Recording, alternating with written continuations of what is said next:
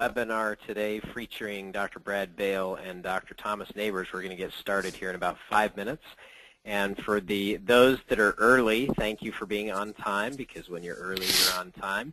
I'm just going to run through a couple of housekeeping items as the group assembles here. So first, a few calendar items. We're going to be talking today about some really fascinating medical science that has everything to do with periodontal disease and overall health, and a lot of just fascinating information today.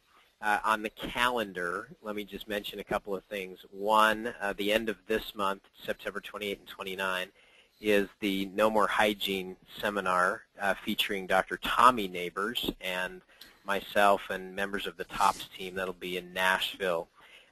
In December, we are looking forward to our year-end roundtable. And if you have never attended a TOPS Crown Council roundtable event, it is a must-do, and you can get more information about that by calling the Total Patient Service at 877-399-8677. So that is the first Saturday, really it's the end of November, first part of December. Very much looking forward to the Crown Council annual event, January 24th through 26th, 2013 in Nashville as well. This appears to be the biggest annual event ever, and great enthusiasm. The enrollment is over the top. We're very excited. If you have not signed up for that, that is a contact the Crown Council office today, because hotel space is very limited now at this point. And there will be some never done before and maybe never done again events at this one. The one, of course, everyone is aware of is we're going to kick off the annual event Thursday with a big event at the Ryman Theater, the home of country music and the Country Music Hall of Fame. It's one of it's the mother church of country music, with an all-star lineup of some of the biggest names in country music to celebrate Smiles for Life, and we're very excited about that. Speaking of Smiles for Life, we just wrapped up the 2012 Smiles for Life campaign. Total money raised was $1.3 million, and thanks to everyone who participated and made that really a continuing miracle. Over the last 13 years, we've raised over $31,250,000 for children's charities. So thanks for everything that you do every year to make that possible and make a difference in children's lives. For those that are anxiously awaiting, the checks to your local charity are being mailed today. The check is literally in the mail. They're being mailed to the doctor.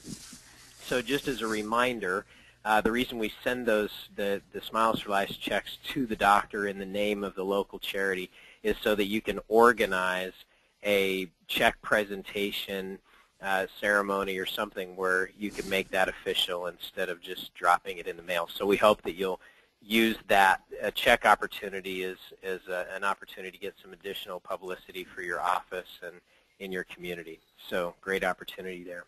A few housekeeping items. For those of you that may not have joined us before on a webinar, we have record attendance today, and we're very excited about that. High degree of interest in this topic. So that you're aware, you are in listen-only mode, which means you can hear us, but we cannot hear you. That's so we can have a clear broadcast and everybody can hear our guest today. There is, in your control panel on your computer screen, there is a questions box. You're welcome to submit questions at any time during the presentation. We will have a question and answer period near the end of the hour, and we will take those questions on a first-come, first-served basis. So again, you're welcome to submit those at any time, and we will address those on a first-come, first-served basis and hopefully get through all of the questions. So with that, let me introduce today's topic. I am very excited about this. This webinar today has been long in the making. I sat down several years ago here in Dallas with Dr. Tom Nabors, who everyone knows is dentistry's expert when it comes to periodontal disease and bacterial testing. He's the pioneer in the industry that really pioneered bacterial testing, and if I'm overstating, Tom, I'm sorry, but that's how I feel. Thank you. Really has done the whole industry in America a tremendous amount of good. And he's with us today, and will be presenting along with Dr. Bradley F. Bale. Dr. Bale, who is an MD, it would take me a half hour to read you his biography of everything that he has done in the medical world. So I'm going to sum it up with this. This is a man who is constantly presenting to medicine and healthcare professionals all over the world. He's one of the most sought-out experts in terms of heart disease and the topic that we're going to talk about today.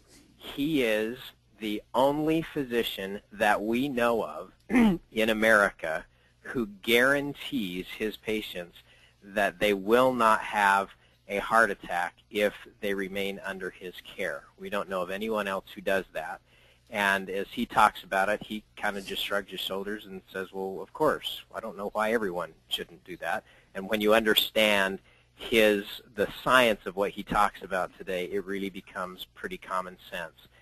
So I'm very excited to have the two of them here today to share really this combined joint venture, if you will, between dentistry and medicine, and how the two professions can benefit from working better together to help cure one of the most prevalent diseases in dentistry and to be able to screen for one of the most prevalent problems we have in healthcare and medicine today. So with that, welcome Dr. Bale, Dr. Nabors, and thank you so much for being our guest today for our Crown Council webinar.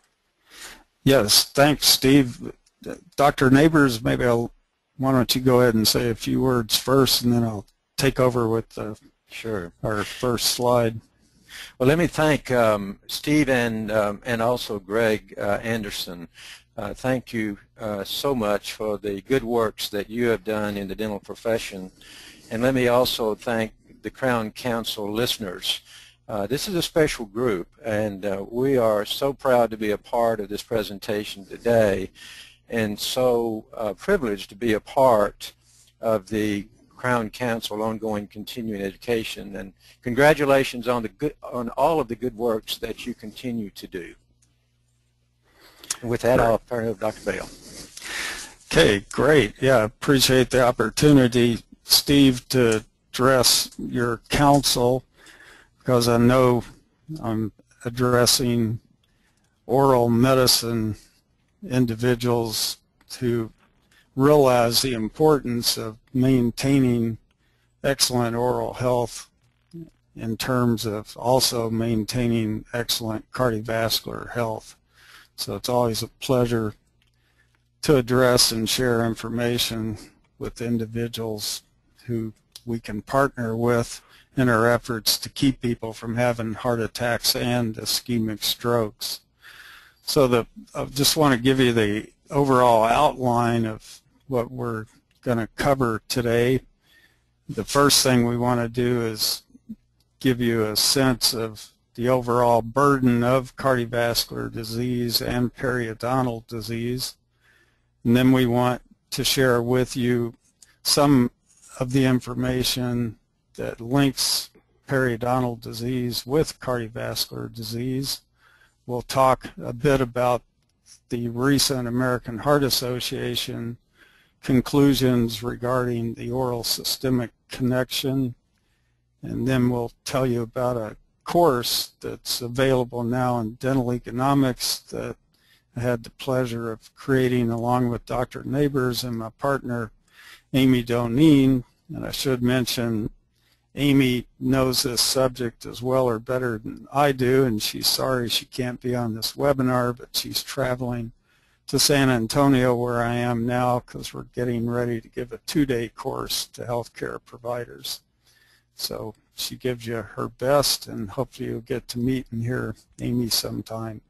And then we will end with a bit about a course that we're going to deliver November 2nd in regard to the oral systemic connection. So in terms of periodontal disease incidence, we have excellent, very recently published information. It was actually published online August 30th, so that's pretty hot off the press, and it was the best assessment that's ever been done for the incidence of periodontal disease in the United States. They actually did full mouth exams. That's never been done before, and they based the definition of periodontal disease on attachment loss and pocket depth. And what they found was shocking to some people, that's for sure. I don't think I was that shocked because Dr. Nabors had already informed me that how prevalent periodontal disease is in this country, but this study shows that basically half of Americans the age of 30 or older have periodontal disease, and about 60% of that periodontal disease was classified as moderate, about 20% as mild, and about 20% as severe. Then if an individual is 65 years of age or older, 70% of Americans have periodontal disease. That's huge. I mean, it's got to be ranked up there as basically the top chronic disease in the United States. And as you know, and we're going to talk about, it's highly associated with cardiovascular risk as well as type 2 diabetes. And a lot of individuals with periodontal disease, of course, are not aware of it. And in terms of cardiovascular disease, it remains the #1 killer in this country. Every 39 seconds, someone is dying of cardiovascular disease, and that's an endpoint nobody can argue with. And in terms of the age for cardiovascular death, about 150,000 people in this country die of cardiovascular disease before the age of 65, which robs them basically of at least 13 years of life. So the issue is huge with cardiovascular disease as it is with periodontal disease. And then a study that was published in July looked to see, is an adult more likely to have a non-cardiovascular death, or are they more likely to have a cardiovascular event, fatal or non-fatal?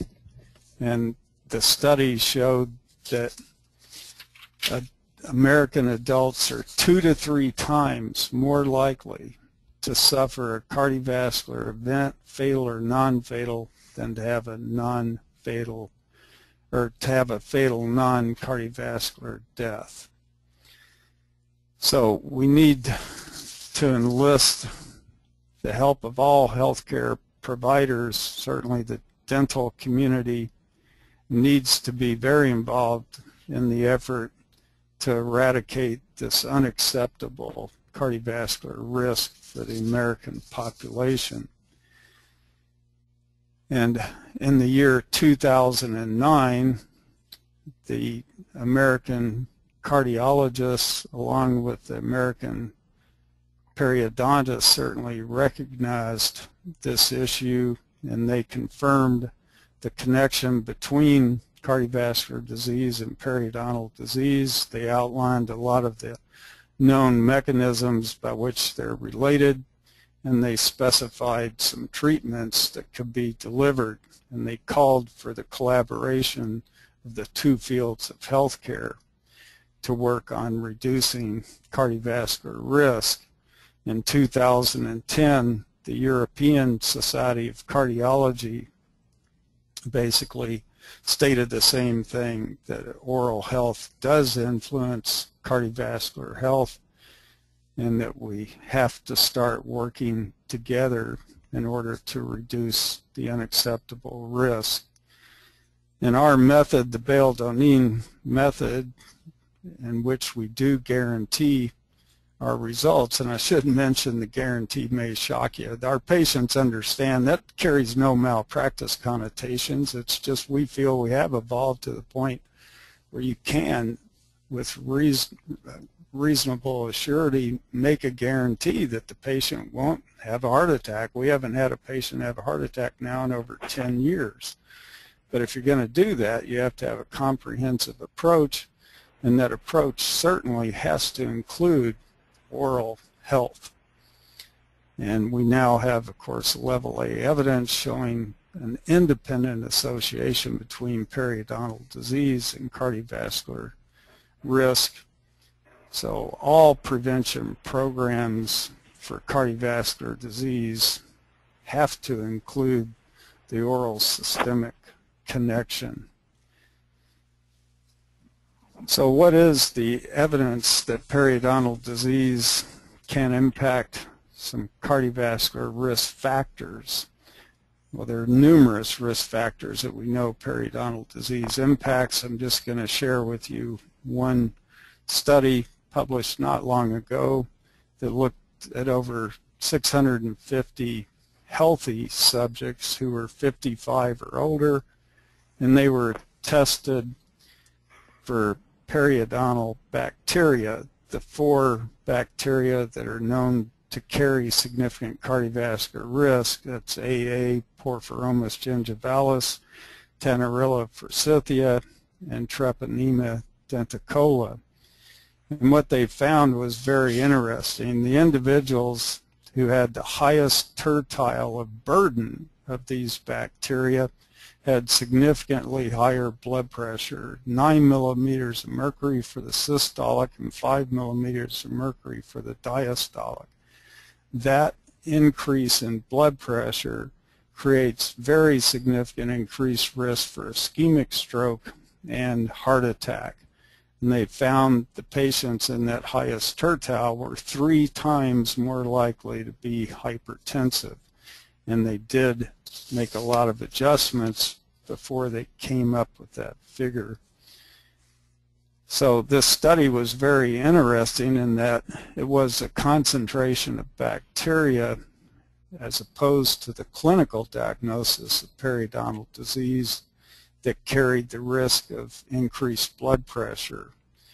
So this is certainly evidence that subclinical periodontal disease can have significant cardiovascular impact, and perhaps we need to think about a diagnosis of periodontal disease that includes bacterial burden. There are lots of other known cardiovascular risk factors that periodontal disease is associated with, such as the cholesterol issues, the blood sugar involved in type 2 diabetics, and in particular associations with biomarkers that we know indicate arterial inflammation. And if you come to the course we're going to deliver in November, we'll be presenting the recently published genetic data published in the excellent journal Lancet that actually demonstrates inflammation is causal of cardiovascular disease. That's a huge statement. To show something is causal is extremely difficult. But this data indicates that indeed arterial inflammation is involved in the formation of buildup of plaque in the wall of the artery, and it's involved in triggering the events, the heart attacks and the ischemic strokes. And we do have evidence that periodontal disease impacts in an unfavorable way all of the biomarkers that we use in our work to tell us if the artery is hot. Is it inflamed? And if it's inflamed, the patient is in peril. And we're also going to be discussing toll-like receptors in that course, which really gets down to the nitty-gritty science about how the inflammation is triggered, and we'll relate that to periodontal disease. So is there evidence that periodontal disease is associated with the formation of disease in the wall of the artery? Well, in 2008, the United States Prevention Services Task Force certainly concluded that was the case.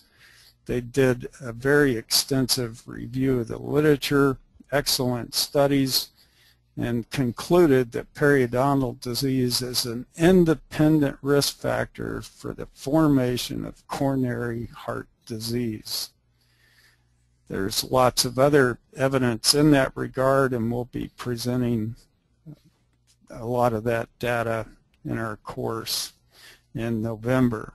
Certainly it's fascinating, the data that's out there demonstrating the actual presence of these periodontal pathogens within the plaque that's in the wall of the arteries. And we'll answer the question, how can that happen? How can it get in there? We'll be talking about that in our November course. So is there evidence that periodontal disease can actually trigger cardiovascular events? Well, there's a wealth of information out there. I'm just going to bring up one brief study that I think is simple to explain and has a huge impact. They looked at 628 Pima Indians, and they used that tribe of Indians because there's a very low incidence of cigarette smoking in that tribe. And they wanted to see, does periodontal disease have any impact on the risk of these individuals dying from cardiovascular disease over an 11-year period of time? Within 11 years, about a third of those individuals dropped dead. 204 died. And they sorted out the cardiorenal deaths, which were the majority of the deaths, and what they found was a bit shocking. If the patient had no or mild periodontal disease, no Pima Indians suffered a cardiorenal death. None. There were 0 deaths if that was the case. If they had severe periodontal disease, they were over 3 times more likely to suffer a cardiorenal death. And again, they made multiple adjustments for other potential risk factors. I mean, that's a very impressive study that periodontal disease is associated with the risk of cardiovascular events, and in our course we'll certainly present a lot of additional evidence in that regard. So do we have any evidence periodontal treatment can actually impact cardiovascular risk? There's a wealth of that information as well. The one study we put in to talk about today deals with type 2 diabetics, 371 of them, and about half of them received excellent treatment for periodontal disease. The others did not get treated, and they looked to see if it had any impact on the overall average sugar control, the A1C that we measure in type 2 diabetics. And the ones that had treatment had a very significant drop in the hemoglobin A1C of 0.4%, demonstrating much better glycemic control, which is related to cardiovascular risk. And in our course in November, we'll talk about a lot of additional evidence in that regard. So what did the American Heart Association conclude in that highly publicized paper in April of this year that was published in the excellent journal Circulation? They had several huge conclusions. One is that there's level A evidence that periodontal disease is independently associated with arterial disease. That's a huge conclusion. Level A evidence is extremely difficult to obtain. It was published in our journal JAMA several years ago that the cardiovascular guidelines, the vast majority of those are based on less than level A evidence. 20% or less of the guidelines actually are based on level A. It's just hard to get. So that's very impressive that there's level A evidence, and independent, of course, means they adjusted for all the risk factors they could think to adjust for, and periodontal disease was still associated with arterial disease. That's a huge statement. They also concluded that the evidence that's out there looking at periodontal treatment does show a trend toward reducing cardiovascular risk. As you know, the unfortunate additional conclusion that got most of the press was, oh, well, periodontal disease doesn't cause. They weren't able to prove periodontal disease causes arterial disease. And of course, that's what the press latched onto, and crazy statements started flying around. Well, see, oral health doesn't matter for cardiovascular risk. That's ridiculous. In order to show causality, it's extremely, extremely difficult to do that.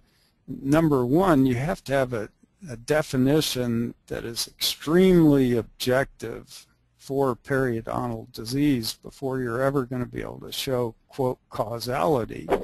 And we believe that probably should include the burden of bacteria, and certainly items that aren't at all subjective.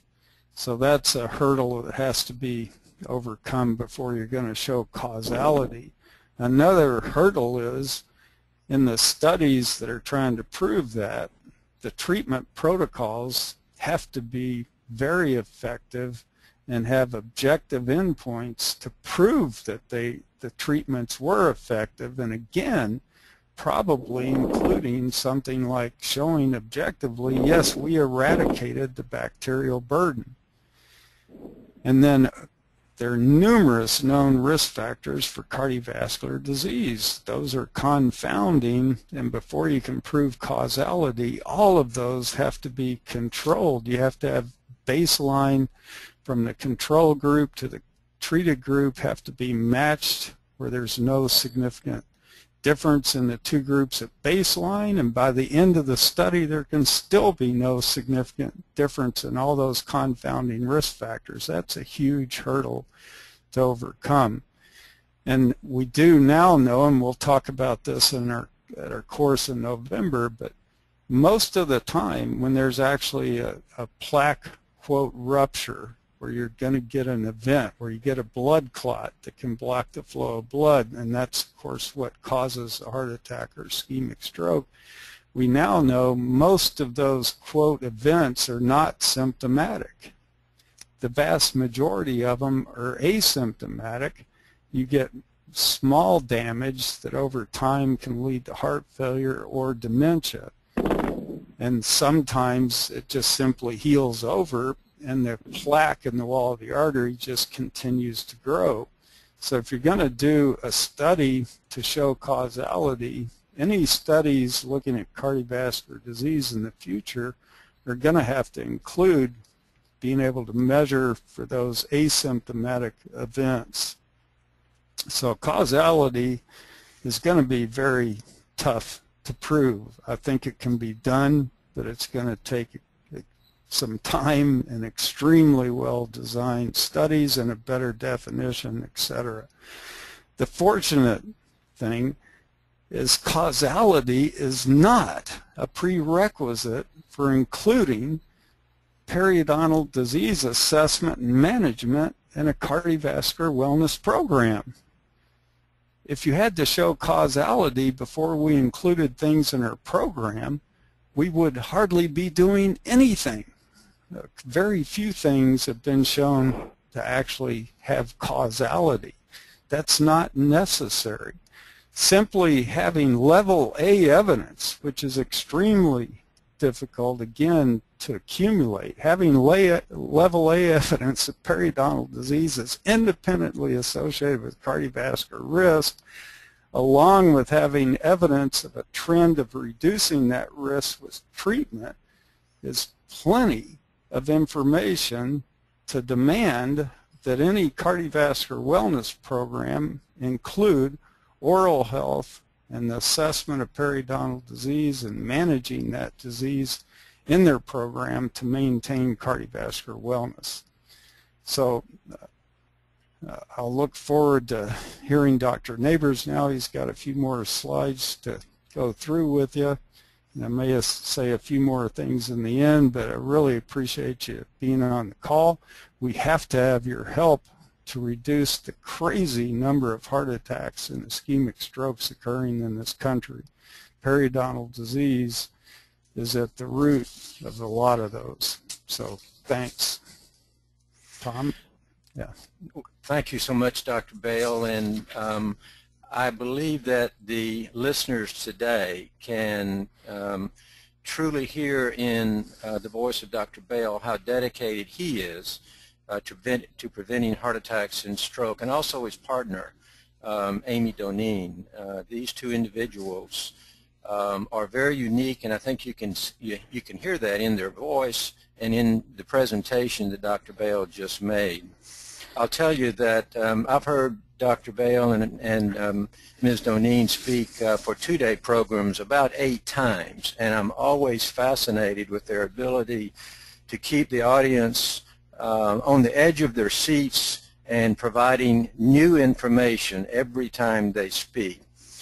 We mentioned here, and I'm privileged to be a part of what Dr. Bale is doing and what Amy Doneen is doing, and I think all of us should be privileged to have an opportunity to look at our patients as not just dental patients, but as our friends and as our family, and that we now have a greater responsibility, and that responsibility is to help determine if our patients may be at risk for heart disease or ischemic stroke or diabetes. I was also privileged to be a part of their team in writing this CME course that is peer-reviewed called Inculpatory Evidence, Periodontal Disease Assessment and Treatment is an Essential Element in Cardiovascular Wellness Program. That is being published by Penwell and will be in Dental Economics this month. We should see that publication within a matter of days. So please look for your dental economics and look at your web-based dental economic materials, and you can take a 2-hour CME course perhaps prior to coming to our Las Vegas event. As Dr. Bale said earlier today, as we look at our responsibility as healthcare providers, he really emphasized the prevalence of cardiovascular disease and the causes of cardiovascular diseases. And he also helps us understand the important role that chronic infections play, and in particular the role that the chronic infection that is called periodontal disease plays as an independent risk factor for vascular events. He also said in that slide that dentists can also play a role as screeners and as monitors and as educators for our patient bases in helping them live longer. And this particular slide here is from a study that was done in 2002 by Columbia University Medical School, Columbia University School of Dental Medicine. And there have been about 5 studies that have been done since 2002, one concluding in 2010, that clearly show that dentists can play an important role in systemic health, certainly by our observation and treatment of periodontal disease and being able to define periodontal disease more accurately by looking at more accurate parameters of periodontal disease risk. But it clearly shows, too, that dentists need to take a more proactive role in looking at health histories and looking at a number of issues. And in 1999, now this goes back 13 years, the Journal of the American Medical Association said that dentists can have a large impact on vascular diseases and diabetes in 3 areas. Number 1, as screeners. Number 2, as educators, and then number 3, as monitors of risk factors. We will be discussing all 3 of these areas in our course, so that when you leave, you'll clearly understand what it means to be a screener and an educator and a monitor of risk factors. And I'll say this, it's not going to change the amount of time that you spend with the patient significantly. I realize what our training is, and that is to make sure that the oral health is as good as we can possibly get it. But it may require just a few more minutes to look at these very specific elements that you'll learn in this course so that you can help advise your patients that may be at risk because you discovered their risk and perhaps even saved their life. We know that that is happening today. As we continue to look at this study in Journal of American Medical Association, we need to understand what we can do and what we need to know. While we've been talking about the oral systemic connection for a number of years, I would also say that not many of us have changed our practice significantly, and I would also suggest that we can change it significantly, continue to do the things that we do and do well, but also add this as a very important aspect of general health and the well-being of our patient basis. So what we will learn at this course will be that we'll help define our patients at risk for diabetes or cardiovascular diseases. In other words, you'll be able to look at your patients based on their medical history. What are the real significant findings in the questionnaire that you are already getting? We'll offer maybe a revised version of your medical history. In other words, the same medical history that Dr. Bale uses and nurse practitioner Doneen uses in their review to determine from medical history what risk may lie undetected or unnoticed in the medical history. Blood pressure, significantly important here. Many of you are already taking blood pressure. And I will tell you from what I learned from Dr. Bale and Ms. Doneen is that blood pressure is a big deal.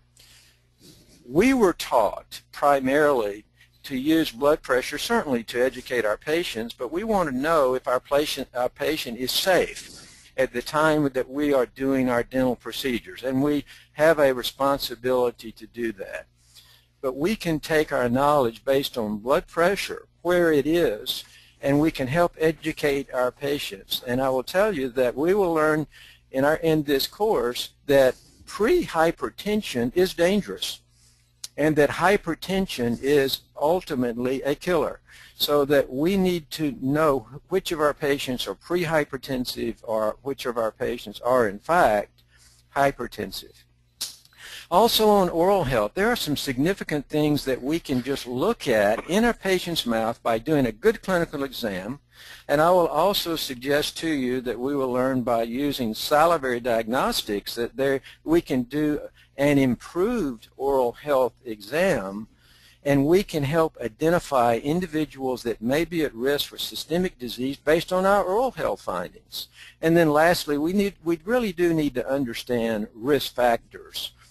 Been about 2.5 years now that I've been sitting at the feet of Dr. Bale and Ms. Doneen, and I can tell you I have a much higher regard for risk factors than I ever had before, because we can look at risk factors, and you can look at your patients and the risk factors associated with their medical history, their blood pressure, and their oral health, and then you can add numerous other risk factors that you will learn at this course, and you can know very, very quickly which of your patients are in fact at extreme danger.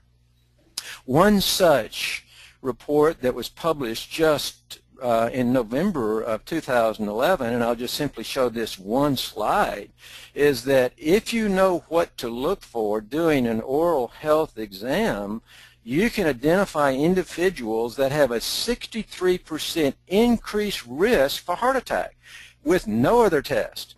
We certainly are advising that you learn what tests are available as you are working with your physician colleagues in your community, but this is striking news that you can look at oral health and come up with this type of figure for your patient that may be at risk for heart attack.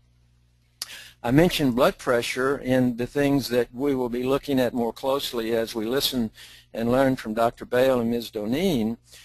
These two studies were published this month. The PURE trial, which came out of Europe, which was a prospective urban and rural epidemiology study, was published online September the 5th of this year.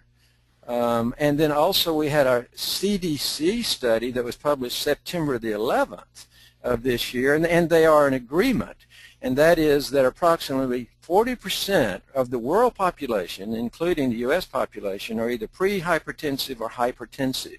That's a huge number. And that for those of us in the dental setting, this is incredibly important because we see our patients every 6 months or every 3 months based on their oral health status. Approximately 50% of those who are pre-hypertensive or hypertensive are undiagnosed. So if you're taking blood pressure of your patients, this is incredibly important for the health of your patient to be able to determine if they are pre-hypertensive or hypertensive. As Dr. Bale stated there, this is one of the leading causes and major causes of all the events that he and nurse practitioner Doneen are fighting today. And we can be a part of that fight just by understanding the role that blood pressure, how important that is, and how important our role can be by taking blood pressure on every one of our patients. Why is that important literally? Well, it's literally important because blood pressure screening can prevent 46,000 deaths per year in the United States alone. And those of us that are in the oral health professions will join with general health practitioners as a team. And that's what the CDC was saying, that clearly when there is a team effort, we discover more pre-hypertensive patients and hypertensive patients when everyone understands this significant risk factor that is associated with deaths in the United States. Some of your patients are already at risk for developing diabetes. They may be type 2 diabetics already, or they may be pre-diabetics. I learned a couple of years ago from Dr. Bale that diabetes doesn't just happen. He tells a story, and I'll tell this very quickly. Dr. Bale tells the story of one of his patients that prior to the Bale-Doneen Method that actually had a heart attack, went to the hospital, recovered from the heart attack, came back home, and in describing his experience in the hospital, he said, oh, the heart attack was fine, but guess what? While I was in the hospital, I developed diabetes. Remember that story, Dr. Bale? Yeah, it happens all the time. Happens all the time, but what Dr. Bale will tell you, you don't develop diabetes while you're in the hospital. This is a 10 to 20-year evolution. And thus, some of our patients are pre-diabetic or already diabetic, and if you know what to look at in your patient's oral health, you can diagnose 73% accuracy of prediabetes or diabetes looking at the right parameters by doing a good oral health exam. We'll explain what that is. It takes probably 5 minutes to be that accurate. And if you add one simple test to that, you, as a practitioner of oral health, can accurately diagnose with the degree of 92% accuracy prediabetes or diabetes. This is incredible information that is now being published and we need to know about. So what about your patient's attitude? How will this change your practice? Will I have time for this? Will it help my practice? Will it hurt my practice? Well, let me assure you that these studies have already been done. Patients that have gone through this type of screening, in other words, medical screening in a dental setting, both in the private dental world and also, in other words, those of us who are practicing in our own practices, and also in the educational institutions as well, patients' attitudes when dentists get involved in in general health is extremely positive.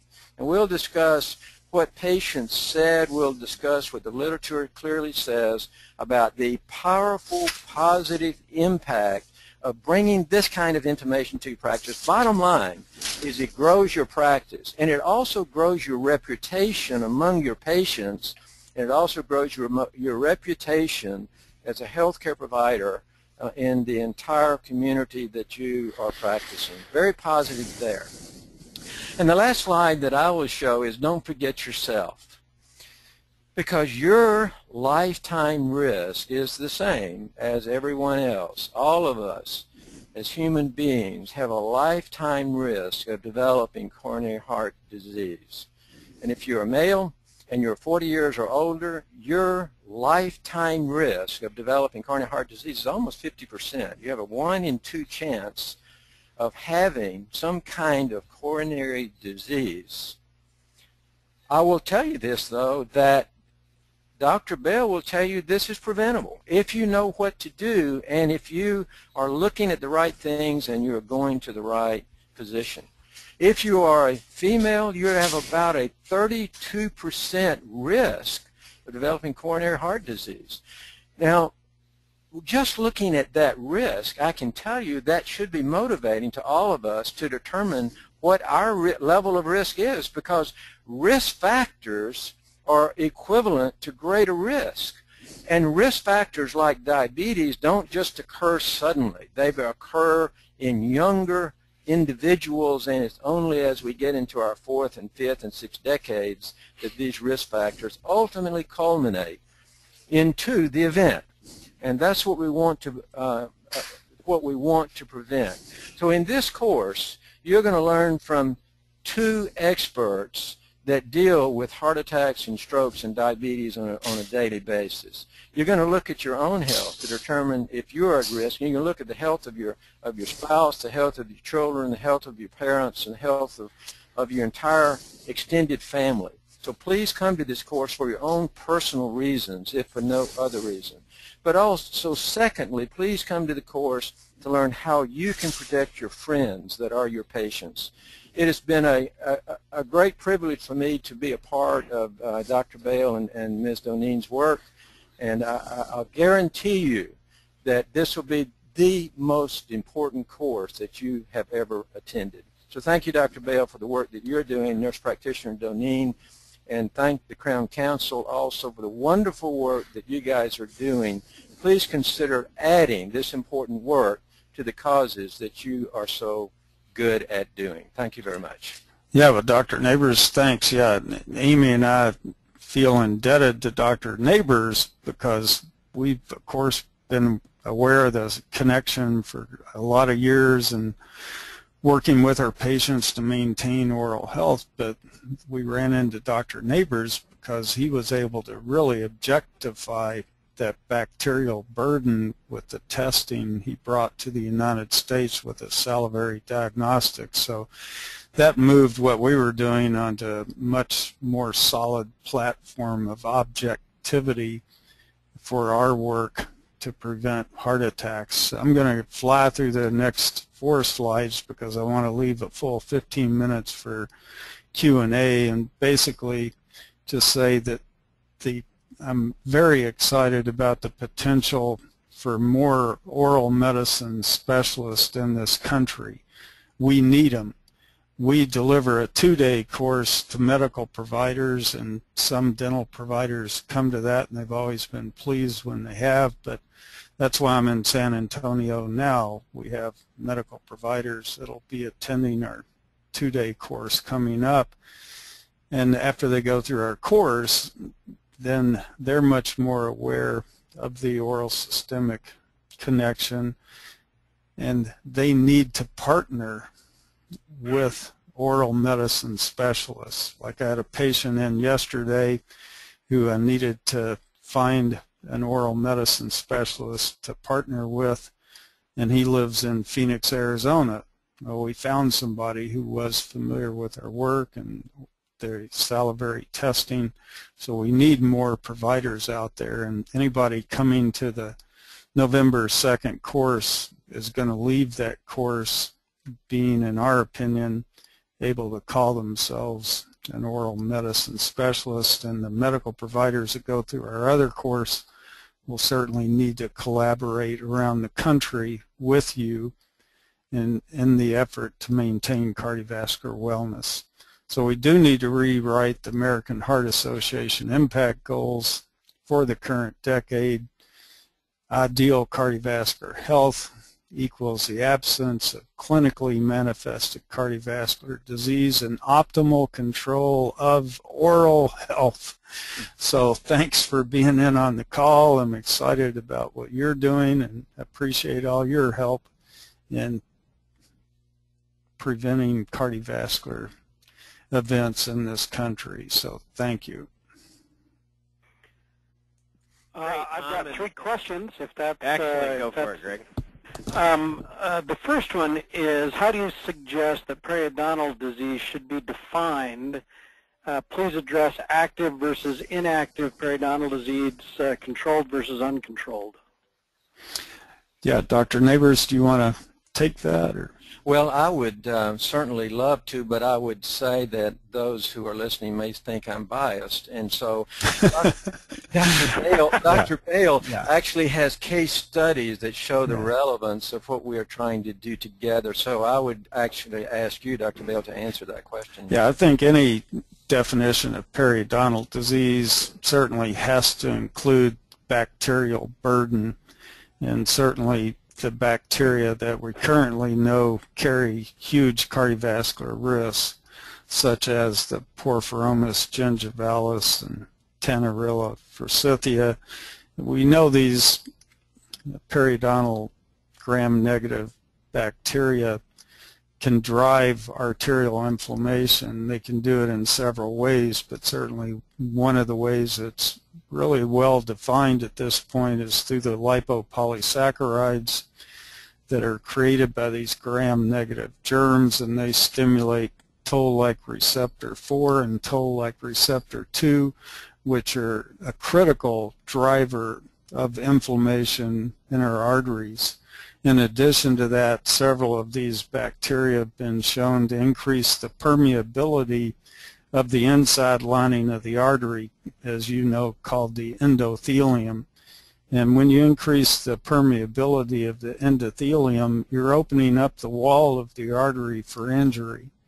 And so I think any definition of periodontal disease has to address bacterial burden, and we do have excellent tests for that now. The bacteria are critical, and it could be certainly subclinical. And I do have a case I'll be talking about at our course where he had subclinical periodontal disease in terms of attachment loss and pocket depth.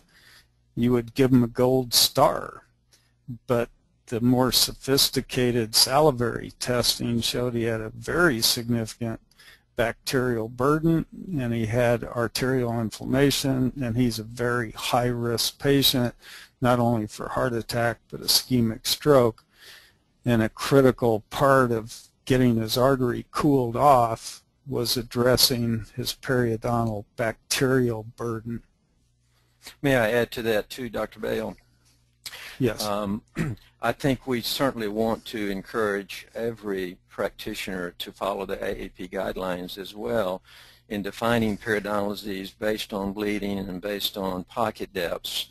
Unfortunately, we don't have a perfect way of diagnosing periodontal disease. We have a classification system, not a diagnostic system.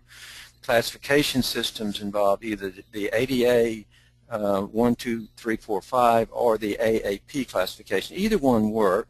Most of us use the ADA because of insurance, but both are important. And what Dr. Bale is doing, that when you add the bacterial burden to it, it simply increases the level of risk, both for bone loss, but also certainly the level of risk for those that may be at risk for heart disease. All right, let's move to the next one. And Steve, you may want to weigh in on this because this may be a seminar all to itself. But what is the best way to teach this information to a patient who doesn't feel or see any impact of periodontal disease? Yeah, let me take that, Dr. Bale, because we will be addressing that in a big way in our November 2nd course. My partner, Amy Doneen, will spend a whole hour addressing how you communicate with patients the potential cardiovascular risk. And we have ways that we're going to talk about where you can educate the patient. We have an acronym for our method, the Bale-Doneen Method, called EDFROG, and the E stands for education. So we have great terminology, and Dr. Nabors has developed terminology along with us that you will be able to utilize, that the patient will understand. For example, that endothelium that we're talking about, the inside lining of the artery, we let them know that's the tennis court. And how hot it is and how permeable it is the most important thing you can really know about your cardiovascular health. And we have ways of identifying who has subclinical plaque in the wall of their artery, and actually some of that testing will be available at that course for individuals who want to find out about your own potential risk. Whenever we're addressing an audience that we're teaching, we always let them know they're the most important people in there, not their patients, because if they don't take care of themselves, they're not going to be taking care of any patients. So a lot of people that come to our courses inadvertently find out, hey, you know, I got a little risk, but at least they found out before they had an event. And we're actually going to do 2 simulated visits as part of the course. It's part of the CE that we applied for, where we're going to have a patient visiting a dental professional and a patient visiting a medical professional, and how you communicate to the patient and how the dental provider communicates to the medical provider and the medical provider to the dental provider, all that communication. So whoever asks that question, they're right on the money. If you don't know how to educate and you don't know how to communicate this, you're dead. You're not going to get compliance. May I add a little bit to those wonderful comments, and that is our own Steve Anderson will be there as well. At the end of the program, Steve is going to talk to us about implementation and how we can discuss this in terms that our patients understand. So we're really looking forward to him being there and being a part of that. But I would also like to add that if I understand the question, and that is that sometimes our patients may be reluctant to do a test, and we certainly understand that, because testing is very routine in the world of general medicine and not as routine in our world. But Dr. Bale and Ms. Doneen are going to present some very unique cases where not only did they use serum risk factors, in other words, where they are looking at specific markers that indicate risk, but they also discovered from using these salivary tests that sometimes it's actually the bacterial burden that tips them off. Is that not right, Dr. Bale? And sometimes you're going to show some cases where the salivary test actually helped define what your treatment was going to be. Is that correct? Oh, absolutely. Yeah, definitely. Yeah, the patient I saw yesterday that flew in from Phoenix to see me, yeah, he's got a periodontal issue, and we discovered it, and that's why I had to find a dentist quickly, an oral medicine specialist in the Phoenix, Arizona area, and we were able to do that. And he flew back yesterday, and he's probably calling that office right now to make an appointment because I have we have to have collaboration. Yes. A question that deals with that and asks if you might talk a little bit about where the access is to doing the saliva test.